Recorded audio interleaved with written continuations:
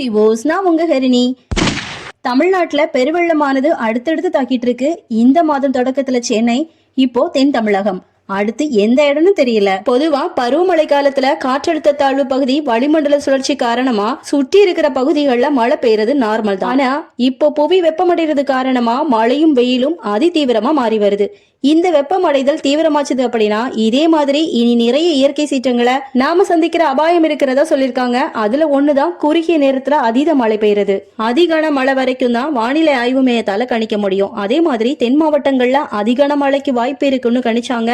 கணிச்ச மாதிரி கடந்த 17ஆம் தேதி நைட்டு டு 18 வரைக்கும் தென் தமிழக மாவட்டங்கள், அதாவது திருநெல்வேலி, தூத்துக்குடி, தென்காசி, கன்னியாகுமரி மாவட்டங்கள்ல அதிகன மழை கொட்டி தீர்த்தது. தமிழ்நாட்டை பொறுத்த வரைக்கும் இதுவரைக்கும் 85 சென்டிமீட்டர் மழை தான் அதிகபட்சமா பார்க்கப்பட்டது. ஆனா இப்போ தூத்துக்குடி, திருநெல்வேலியில பெய்த 95 சென்டிமீட்டர் மழை தான் அதிகபட்சமா பார்க்கப்படுது. இதனாலதான் இப்போ இந்த ஏரியாவானது வெள்ளக்காடா மாறி இருக்கு. தென்காசி, கன்னியாகுமரியில மழை அதிகமா இருந்தாலும் சேதங்கள் குறைவுதான். திருநெல்வேலியை பொறுத்த வரைக்கும் அதை விட சேதம் அதிகமா இருந்துச்சு. ஆனா தூத்துக்குடி தனியாகவே துண்டிக்கப்பட்டு விட்டது. அதுவும் அதீத பெரு சேதம், ஊரே மூழ்கி போச்சுனே சொல்லலாம். தாமிரபரணி மட்டும் இல்லாம ஏரி கரைகள் உடைஞ்சிருக்கு. இந்த பெரும் வெள்ளத்துக்கு பனைமரம் மூழ்கிற அளவுக்கு வெள்ளம் தூத்துக்குடியில சில பகுதிகளில் காயல்பட்டினம் அப்படிங்கிற ஒரு ஊரே மூழ்கி போச்சு. காணும் இடம் எல்லாமே தண்ணீர் தான். சாலைகள் துண்டிக்கப்பட்டு விட்டது. பேருந்து, ரயில், படகு சேவைகளும் செல்ல முடியாத அளவுக்கு மிகப்பெரிய வெள்ளம் பெருக்கெடுத்தது. வெள்ளம் வற்றினாலும் அது ஏற்படுத்திய சோகங்கள் மறைய பல மாதங்களாகும். பெரும்பாலான இடங்கள்ல ஆடு, மாடு, நாய், பூனைகள் அதிகபட்சமா இறந்து விட்டதால இந்த பெருவெள்ள தண்ணீர்ல தான் மிதக்குது.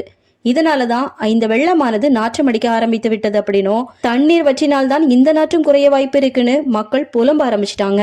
அடையாளம் தெரியாத சடலங்கள், உறவுகளை காப்பாற்ற போன இளைஞர்கள் கூட சடலமாகத்தான் மீட்டெடுத்திருக்காங்க.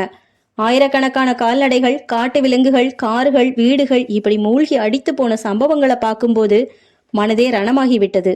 தாமிரபரணி மட்டும் இல்ல, ஏரி, குளம், கரைகள் உடைஞ்சிருக்கு. இப்படி நீர்ப்பாதைகளான ஆறு, ஏரி, குளங்களோட மண் வளங்கள் சுரண்டப்பட இயற்கை வெள்ளக்கோளை பற்றி என்ன சொல்வது? தென் மாவட்டங்களை பொறுத்த வரைக்கும் குளம் எல்லாமே நிரம்பிடுச்சுன்னு சொல்றாங்க. ஆனா அந்த குளம் எல்லாமே சரியாக தூர்வாரப்படல அப்படின்னு தான் காரணம். ஏன்னா வறண்ட பூமி எங்க மழை பெய்ய போகுதுன்னு அசால்ட்டாக எடுத்ததன் விளைவுதான் இது. ஆனா இப்போ காலநிலை மாற்றங்கள் வந்துடுச்சு. பேரிடர்கள் எப்போ எங்க வேண்டும் என்றாலும் இனி வரும் காலங்கள்ல வரலாம் அப்படிங்கிற அச்சம் இனி ஒவ்வொருத்தர்கிட்டையும் இருக்க வேண்டிய கட்டாயத்துல இருக்கு இந்த பூமி. இதுக்கு காரணம் எல்னினோ அப்படின்னு சொல்றாங்க. ஆனா இப்ப சமீப காலமா இந்த எல்னினோ வடகிழக்கு பருவமழையானது நமக்கு பெரும்பாலும் வில்லத்தனமா தான் இருந்து வருது. எல்னினோ அப்படின்னா அது ஒரு காலநிலை நிகழ்வு. மத்திய மற்றும் கிழக்கு பசிபிக் பெருங்கடல்ல கடலின் மேற்பரப்பு வெப்பமானது அதிகரிச்சுட்டே இருக்கிறது தான் எல்னினோ வருடம்னு சொல்றாங்க. இதனாலதான் 2023ல இந்தியாவை இந்த எல்னினோ அதிகமா பாதிக்கும் அப்படின்னு வானிலை ஆய்வு மையம் ஏற்கனவே சொல்லியிருந்தாங்க. இதோட எதிரொலி தான் சென்னை மற்றும் தென் தமிழக பெருவெள்ளமா பார்க்கப்படுது. அது மட்டும் இல்ல, இனி நாம இந்த மாதிரி பேரிடருக்குள்ளதான் வாழ போறோம். அதாவது மனித குலமானது இயற்கை பேரிடர்களுக்கு மத்தியில் வாழ வேண்டிய கட்டாயம் இருக்கு அப்படின்னு சொல்லியிருக்காங்க. இதனாலதான் நமக்கு ரெட் கோட் அலர்ட்டும் கொடுத்திருந்தாங்க. இதனால வெள்ளம், புயல் மற்றும் கடலோர பகுதிகள் மொத்தமாக அழிந்து போகும் வாய்ப்பு இருக்குன்னு சொல்லியிருந்தாங்க. அது மட்டும் இல்ல, வெப்ப காற்று தாக்குதல்கள் இனி அதிகரிக்கும். பனிப்பாறைகள் வேகமாக உருகும். நினைச்சதை விட காட்டு தீகள் அதிவேகமாக பரவும். பல கடல் பகுதிகள் காணாமல் போகும். மின்னல்களோட பாதிப்புகள் இனி அதிகரிக்கும் அப்படின்னும், இனி பனிப்பாறைகள், படலங்கள் உருவாகிறதுக்கு வழிவகுக்கும் அப்படின்னு சொல்லியிருந்தாங்க. அது மட்டும் இல்ல, 100 வருஷத்துக்கு ஒருக்காதான் கடல் சார்ந்த வெள்ளம் மற்றும் புயல்கள் இதுவரைக்கும் வந்துச்சு. ஆனா இனி எல்லா வருஷமும் இப்படி வர வாய்ப்பு இருக்குன்னு ஒரு எச்சரிக்கை கொடுத்திருக்காங்க. ஐநா அமைப்பு வெளியிட்ட inter governmental panel on climate change reports. இந்தியால மட்டும் இல்ல, உலகத்துல பல நாடுகள்லயும் இப்ப வரைக்கும் இந்த மாதிரி மாற்றங்கள் நடந்துட்டு தான் இருக்கு. மனிதர்களோட பேராசைதான் பிரளயத்தை உருவாக்கும் அப்படிங்கிறதுக்கு இங்கு யாருமே விதிவிலக்கு கிடையாது.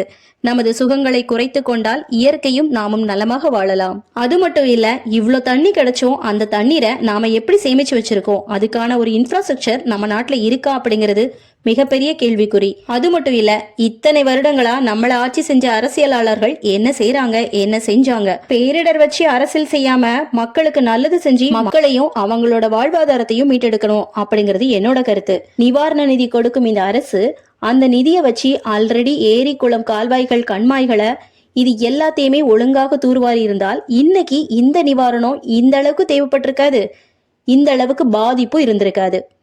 இதை பத்தி நீங்க என்ன நினைக்கிறீங்க? கமெண்ட்ஸ்ல சொல்லுங்க. இந்த பதிவு உங்களுக்கு பிடிச்சிருந்தனா லைக் பண்ணுங்க, கமெண்ட் பண்ணுங்க. ஹரிணி டாக் சப்ஸ்கிரைப் பண்ணி வச்சுக்கோங்க.